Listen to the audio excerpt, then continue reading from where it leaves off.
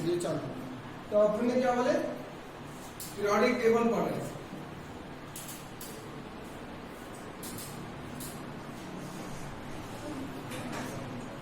तो इसकी जो शुरुआत हुई, पहला इंट्रोडक्शन इसका क्या है, इसका मोटिव क्या है, पीरियोडिक टेबल क्यों बना, काय के लिए बना, क्यों बनाना चाहिए। मैंने क्या बोला कि at present 118 elements are discovered. अभी जो है फिलहाल में कितने एलिमेंट डिस्कवर्ड है, 118 एलिमेंट प्रेजेंट है। अभी 118 एलिमेंट पर ही सीमित है क्या, नहीं, ये 118 एलिमेंट जो है तो डिफरेंट कंपाउंड्स फॉर्म करेंगे अलग अलग। जैसा कि आपने ग्रुप 13 एलिमेंट पढ़े ना, एस ब्लॉक एलिमेंट का कोई भी एक आधा एलिमेंट, जैसा कि सोडियम ले लो, तो सोडियम अकेला है क्या इकलौता, नहीं ना, वो कंपाउंड फॉर्म करता है। जैसे सोडियम के कंपाउंड है NaCl, सोडियम क्लोराइड, है ना, NaHCO3, sodium bicarbonate, NaCO3, sodium carbonate. उसी प्रकार से calcium dichloride, calcium hydroxide, calcium carbonate. उसी प्रकार से बोरान का एक और ले लो हाइड्राइड, BH3, है ना, BH3 सुने आपने, ग्रुप 13 एलिमेंट में आपके सामने बताया होंगे आपको कि बोरान हाइड्राइड बना था, उसमें से एक हाइड्राइड है BH3, B2H6। In actual practice BH3 is not present in the existence में नहीं है, वो तुरंत डाइमराइज हो जाता। और B1H3 ये कंपाउंड एग्जिस्टेंस में नहीं है, ये जल्दी से डाइमराइज हो जाता और B2H6 बनाता, इसको बोलते हैं डायबोरेन, B2H6 को। तो बोरेन क्या है, एलिमेंट है, उसने क्या बनाया, कंपाउंड बनाया। तो इसका मतलब क्या है, जैसा कि अगर हम डी ब्लॉक के अंदर में जाएंगे, पहली 3D सीरीज, इसके अंदर titanium, vanadium, chromium, manganese, iron, cobalt, nickel, copper, zinc, है ना, ये एलिमेंट है। लेकिन जब हम इसके कंपाउंड देखेंगे तो ये स्टोइचियोमेट्रिक कंपाउंड बनाता, ये इंटरस्टिशियल कंपाउंड बनाता, है ना। जैसे कि टिटेनियम का अगर एक आधा कंपाउंड देखेंगे हम तो टिटेनियम ऑक्साइड है, वेनेडियम का एक आधा कंपाउंड देखेंगे तो वेनेडियम ऑक्साइड है, फास्फोरस का है, फास्फोरस ऑक्साइड है, फास्फोरस क्लोराइड है, फास्फोरस ब्रोमाइड है, एक्सेट्रा एक्सेट्रा। तो इसका मतलब क्या है, 118 एलिमेंट तो है, लेकिन ये 118 एलिमेंट जो है तो बहुत ज्यादा डिफरेंट कंपाउंड भी फॉर्म करते हैं। अब इन कंपाउंड की अगर हमको स्टडी करना है या एलिमेंट की अगर हमको स्टडी करना है तो एलिमेंट्स प्रॉपर अरेंजमेंट में होना चाहिए ना। तो the study of element and there compound is possible है कब, ओनली व्हेन, कब, the arrangement of these elements in such a manner that they are closely related with their properties। Elements का arrangement कैसा होना चाहिए, प्रॉपर्टी के अनुसार होना चाहिए। तो जब एलिमेंट्स को अरेंज करना शुरू हुआ तो पहला अरेंजमेंट जो आया वो आया डॉबलिनर का ट्रायड इन 1870। पहले क्या आया, डॉबलिनर ट्रायड, ज्यादा डिटेल में नहीं जाऊंगा मैं, पहले आया डॉबलिनर ट्रायड, उसके बाद में आया जेपी कुक्स होमोलॉगस सीरीज। यहां से यूनिट चालू करते हैं मैंने इन 1854 का, ये सब अभी एक्सप्लेन करूंगा। फिर उसके बाद में आया AR न्यूलैंड, कौन आया, न्यूलैंड, नई जमीन, इन 1865। फिर इसके बाद में आया मेयर लूथर मेयर इन 1869। फिर इसके बाद आया मेंडेलीव, फिर उसके बाद में आया हेनरी मोसले। कौन है, हेनरी मोसले ने जो मॉडर्न पीरियोडिक टेबल बताया वो 1935 में बताया, जबकि एलिमेंट्स को अरेंज करने की शुरुआत कब हुई, 1817 से। तो डॉबलिनर कौन था, डॉबलिनर वाज अ जर्मन केमिस्ट। कौन था, German chemist. He found that, उसने पाया the element could be arranged, element को हम अरेंज कर सकते हैं। The element could be arrange in a group of 3। The element could be arrange in a group of 3। 3-3 करके हम एलिमेंट को क्या कर सकते हैं, अरेंज कर सकते हैं, 3-3 करके। इज कॉल्ड ट्रायड, उसको क्या बोले, triad. In such a manner, इस तरीके से the atomic weight of the middle element, atomic weight of the middle element, जो बीच का जो एलिमेंट है उसका जो एटॉमिक वेट रहेगा almost average of the other 2। दूसरे 2 एलिमेंट का क्या रहेगा, वो एवरेज रहेगा। ये उसने बता के हट दिया। लेकिन ये ट्रायड जो है तो ज्यादा आगे तक नहीं गई, इसमें कुछ ड्रॉबैक्स आ गए। ठीक है, अब ड्रॉबैक्स क्या है इसमें, कि कुछ ट्रायड ऐसी बनी जिसके अंदर में मिडल का जो एलिमेंट था उसका जो एटॉमिक वेट था वो बाकी 2 का एवरेज नहीं था। फिर वो हो गया, फिर जेपी कुक्स आया। जेपी कुक्स ने क्या किया, he arranged the element in the different homologous series on the basis of physical and chemical properties।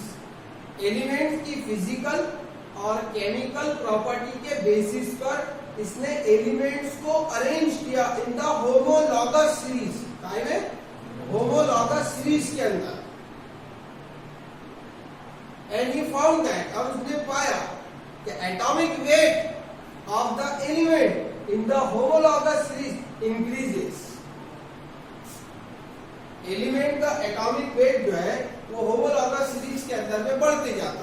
जैसे नाइट्रोजन फैमिली ले लो, nitrogen, phosphorus, arsenic, antimony, bismuth. Nitrogen का एटॉमिक नंबर 7 है, एटॉमिक वेट 14।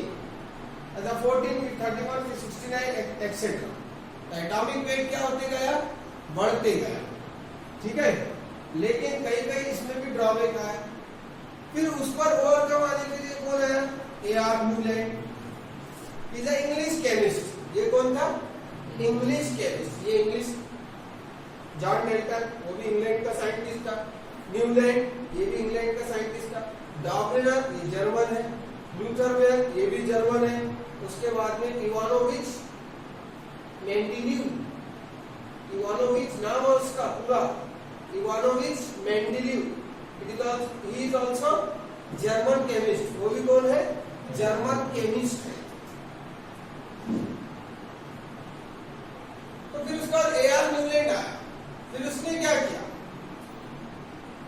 उसने ये बताया कि अगर हम एलिमेंट को, the element known at that time, इस समय तक, इसके समय तक, ये जब वर्किंग करता था कौन, न्यूलैंड, इसके समय तक जितने भी एलिमेंट नोन है उन एलिमेंट को अगर इंक्रीजिंग एटॉमिक नंबर में अरेंज करें तो हर 8वें एलिमेंट की केमिकल प्रॉपर्टी, 8 की सीरीज बताया, डॉबलिनर ने 3 की, इसने 8 की।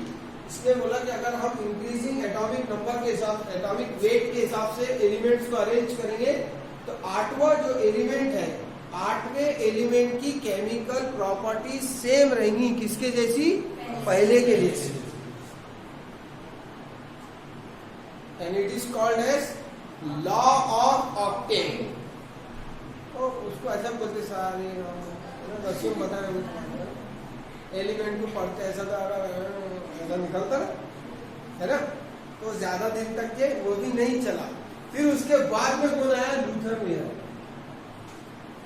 फिर लूथरवेयर ने क्या किया, इतने सिंपल सा एक तरीका निकाला। वही तरीका आपको स्टेट बोर्ड की बुक में नहीं है, वही तरीका मेंडेलीव ने दिया। मेंडेलीव ने जब एलिमेंट्स को अरेंज करा तो इन सब का, इंक्लूडिंग मेंडेलीव, इसमें मेंडेलीव भी शामिल है, इन्होंने सब ने एक ही कंसेप्ट को इस्तेमाल किया, कौन सा, एटॉमिक वेट का। लेकिन उस समय जो है तो इतनी प्रॉपर वेइंग मशीन नहीं थी जिससे हम एटम का एग्जैक्ट वेट ले सके।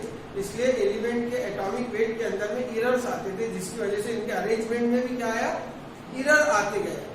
जब मेंडेलीव आया तो बहुत होशियार था, उसने बोला ये सब ज्ञात है, ये सब एटॉमिक वेट के पीछे पड़े, मैं एटॉमिक नंबर की तरफ जाता, हेनरी मोसली। हेनरी मोसले ने सबको देखा, डार्विन म्याट, जेपी म्याट, एआर म्याट, लूथर म्याट, है ना, मेंडेलीव भी म्याट, सब एटॉमिक वेट के पीछे पड़ गए और गलते पे गलते आ रहे। मैं एक काम करता, एटॉमिक वेट को हटा दिया, इनने लिया एटॉमिक वेट को हटा दिया और उसकी जगह क्या ला लिया, एटॉमिक मास। सरल कंसेप्ट था कि भाई एटॉमिक वेट हम एक्यूरेटली काउंट नहीं कर सकते, मेजर नहीं कर सकते हमें, क्योंकि इतनी पावरफुल नई मशीन हमारे पास में नहीं है। तो ऐसा करो, एटॉमिक वेट को रिप्लेस कर दो एटॉमिक नंबर्स।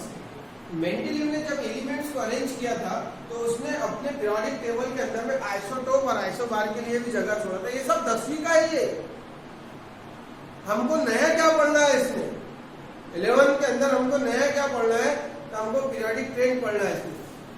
पीरियोडिक ट्रेंड जो ionization enthalpy, atomic number, atomic size, atomic radius, ionization enthalpy, first IP, second IP, third IP, electronegativity, group में क्या है, पीरियड में क्या है, ये सारी चीजें हमको पढ़ना है। तो उसके लिए पहले हमको पीरियोडिक टेबल को समझना पड़ेगा और पीरियोडिक टेबल को समझने के लिए पहले थोड़ा सा हमको पीछे जाना पड़ेगा, ठीक है। फिर लूथर मेयर ने क्या किया, लूथर मेयर प्लॉट किया, उसने ग्राफ बनाया, उसने physical properties versus atomic weight, physical properties versus atomic weight. अब एटॉमिक फिजिकल प्रॉपर्टी कौन कौन सी, atomic size, atomic volume, melting point, boiling point, electrical conductivity etc. He plotted the physical properties of element versus the atomic weight and he found that the physical properties varied। और उसको ये बात पता चली कि फिजिकल प्रॉपर्टीज जो है वो बढ़ते जाती है as the atomic weight increases. जैसा जैसा एटॉमिक वेट इंक्रीज होता है वैसी वैसी फिजिकल प्रॉपर्टीज भी इंक्रीज होती जाती है। अब कोई एलिमेंट है, अब हमको नहीं मालूम, अब दो एलिमेंट को कंपेयर कर रहे हैं, पहले एलिमेंट की फिजिकल प्रॉपर्टी देख लिया हमने, अब दूसरे की अगर बढ़ती है तो इसका मतलब क्या है, दूसरे एलिमेंट का एटॉमिक वेट क्या आता है। अब तीसरे एलिमेंट की दोनों से कम आती है तो इसका मतलब ये दोनों से इसका एटॉमिक वेट कम है, बराबर है। तो ये ज्यादा सक्सेस है कौन, लूथर मेयर। ये करीब पहुंचा किसके, मेंडेलीव के। इन चारों में और एक मेंडेलीव मिला तो 5, ये पांचों में सबसे सक्सेस जो था वो कौन था, इवानोविच हेनरीविच मेंडेलीव। कौन था, इवानोविच मेंडेलीव, जो कि जर्मन केमिस्ट था। कौन था, अब उसने एलिमेंट को अरेंज करने के लिए एटॉमिक वेट का तो इस्तेमाल करा, साथ ही साथ उसने सब बेसिक रिएक्शंस का भी इस्तेमाल किया। बेसिक रिएक्शन जैसे कि ऑक्सीडेशन रिएक्शन, ठीक है।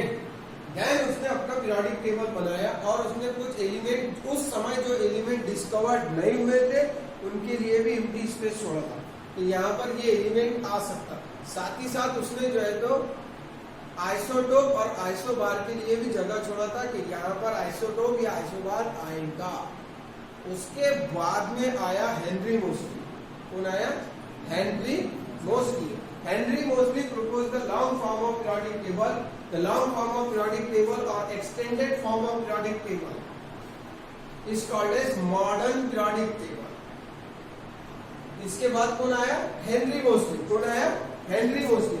Henry Moseley proposed the extended form of periodic table.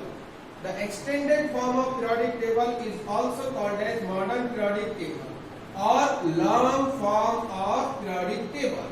In the long form of periodic table, the elements are arranged according to increasing atomic number, not atomic mass.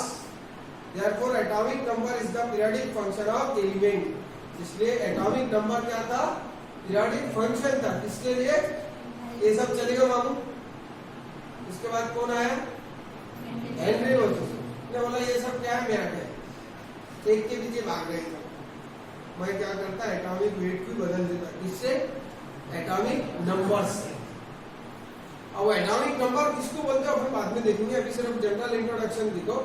The long form of periodic table or it is also called as modern periodic table. It is also called as extended form of periodic table. इसको क्या बोलते हैं, extended form, बड़ा Mendeleev ने इतना सा बनाया था, फिर इसको बड़ा कर दिए, बराबर है। It is also called as extended form of periodic table, and this extended form of periodic table contains the four blocks: S block, D block, P block, in the bottom F block, and it is also called as zero group element. Nowadays it is called as zero group element, but it is group 18 element. According to IUPAC system, IUPAC ने recommend किया, IUPAC system recommend that in spite of Roman word use simply Arabic number. पहले ऐसा आता था ना, first A, second ए, है ना, third B. तो अभी IUPAC ने क्या बोला, इसमें कंफ्यूजन होता था। अभी IUPAC ने बोला कि रोमन वर्ड के जगह सिंपल अरेबिक वर्ड यूज करो, अरेबिक लेटर। तो वो हिसाब से ये 1 2 3 4 5 6 7 8 9 10 11 12 13 14 15 16 17 ये आता 18, क्या आता 18। तो इसलिए अभी लेटेस्ट में फिलहाल जीरो ग्रुप नहीं बोल के इसको बोलते हैं ग्रुप 18। क्या बोलते हैं? ग्रुप 18 बोलते हैं, ग्रुप 18 एलिमेंट। ग्रुप 18 एलिमेंट क्यों बोलते हैं? क्योंकि इसको ग्रुप 18 नाम क्यों मिला? Because IUPAC international union pure and applied chemistry recommend that in spite of Roman word use the simple Arabic word. Roman word के जगह क्या यूज करो? अरेबिक वर्ड यूज करो। अब अरेबिक वर्ड यूज करेंगे तो इसका नंबर आता 18, इसलिए इसको बोलते हैं ग्रुप 18। क्या बोलते हैं? अब ये जो एलिमेंट है 13 14, पहले ये दोनों मिला के एक चैप्टर था पी ब्लॉक, अभी इसमें 15 भी मिला दिए नाइट्रोजन। ये 11 में पढ़ना है हमको पूरा इतना पार्ट। और ये जो बचा हुआ पार्ट है 16 17 oxygen family, oxygen, sulphur, selenium, tellurium, polonium, उसके बाद chlorine, chlorine, bromine, iodine, astatine, उसके बाद zero group, helium, neon, argon, प्लेटॉन, ज़ीरॉन, रेडॉन। ये 12th में पढ़े।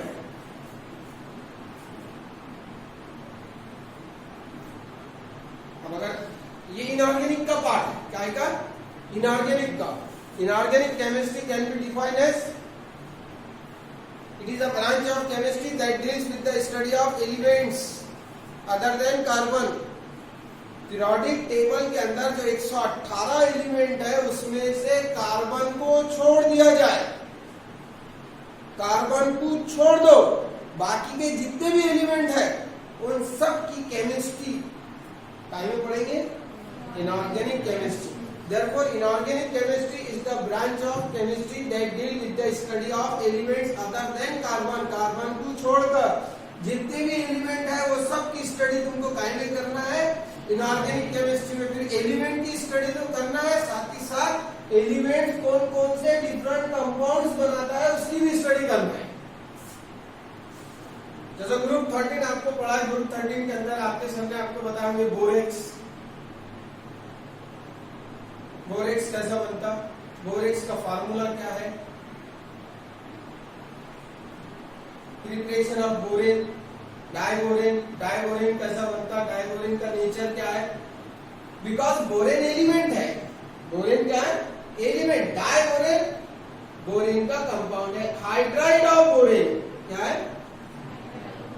तो हमने पहले डेफिनेशन क्या बताया? जब हमने इंट्रोडक्शन जब हमने चालू करे तो हमने क्या बोले?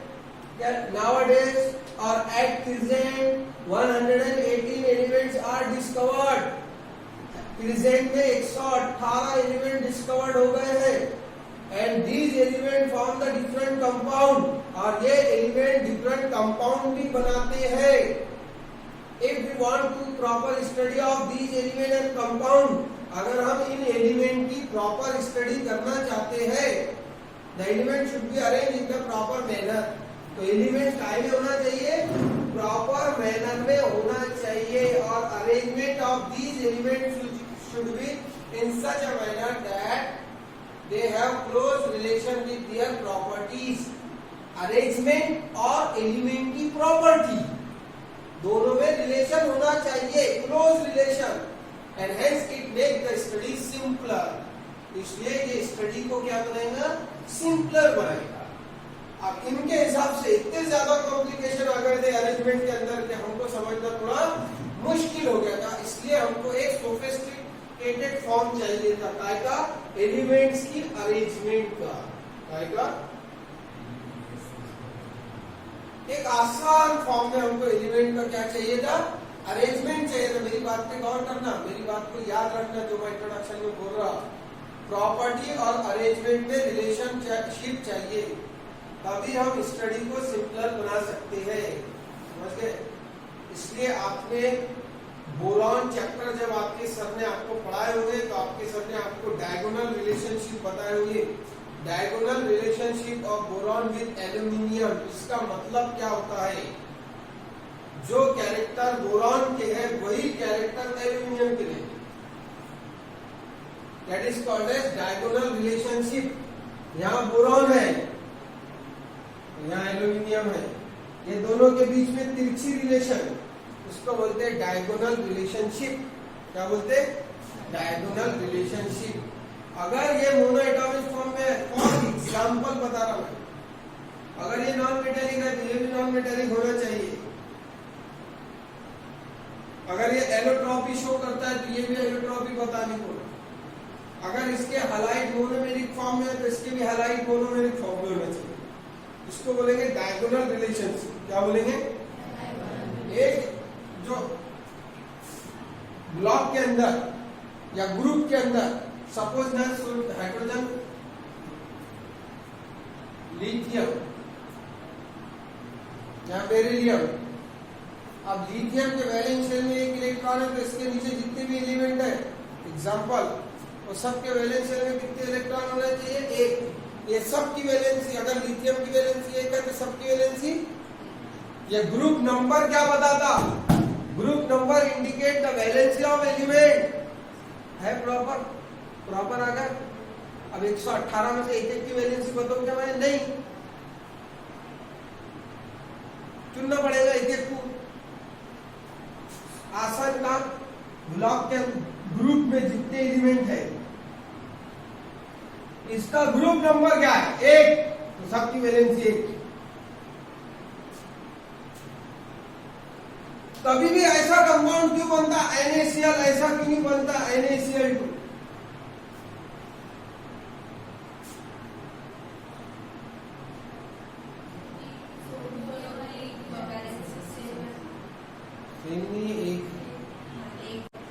तो यहां जितने भी प्रेजेंट है तो सबकी वैलेंसी एक है।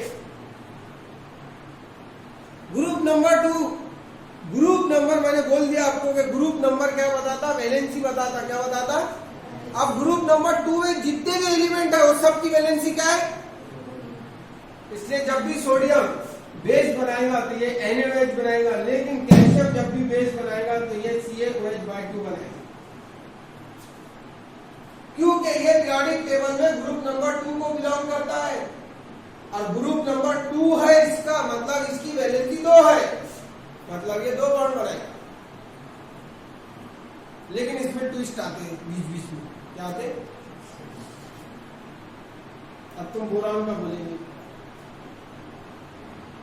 अब बोरान भी बार बार क्यों आ रहा, क्योंकि वो तुम्हारा हो गया, तुमने बोले तो सर ने, हमारे सर ने 13 को पढ़ाया था, बोले ना, क्या नाम है तुम्हारा, अंजलि, अंजलि, बोलो बोलो, खड़े रहो। तुमने बताया ना, जब मैं पहले लेक्चर में आया था आपने सबने मुझे बताया ग्रुप 13 हो गया, स्टेट ऑफ मेटल हो गया, पीरियोडिक टेबल हो गया, स्ट्रक्चर ऑफ एटम हो गया, हाइड्रोकार्बन हो गया, बोले ना। तो ग्रुप 13 के अंदर की बात बता रहा मैं, बोरॉन, इसलिए मैं बार बार बोरॉन के बारे में आपसे पूछ रहा। ठीक है, बैठ जाओ, प्लीज सिट डाउन। ठीक है, समझ में आया।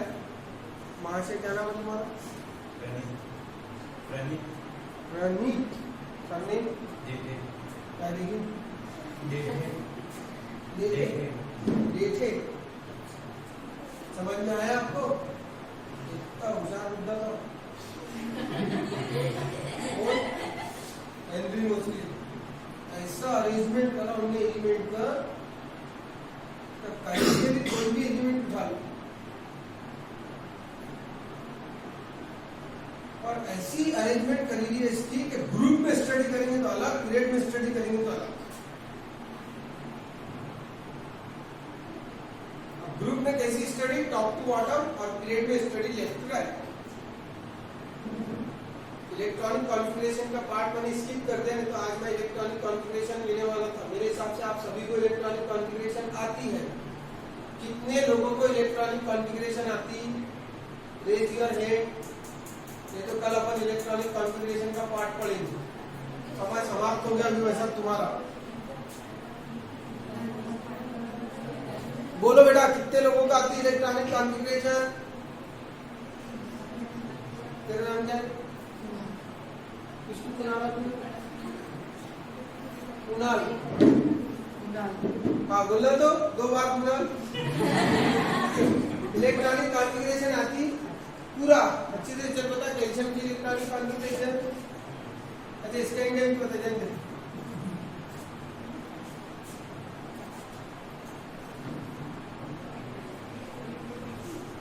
कुणाल के पीछे अलग पूछा नहीं आती। जब से मैं गुजरात में पूछ रहा था तू बता। अरे भाई मैंने हिंदी में पूछा कि इलेक्ट्रॉनिक कॉन्फ़िगरेशन किस किस को आती है, गुजराती में पूछा कि मैंने शिवानी, जिसका नाम याद है हो गया उसका तो कभी नहीं भूलूंगा। अंजलि। एक और थी बारी में भी एक अंजलि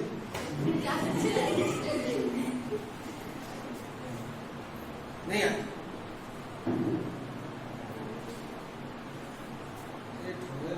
मैंने क्या पूछा, हिंदी पूछा था ना जब?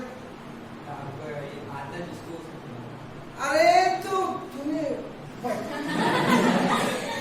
बाकी तो अब एक एक से पूछूं क्या मैं, कितने लोगों को इलेक्ट्रॉनिक कॉन्फ़िगरेशन आती है वो खड़े हो जाओ। सर मेरे को परफेक्ट इलेक्ट्रॉनिक कॉन्फ़िगरेशन आती है, आप कोई भी एलिमेंट दे दो यहाँ पर।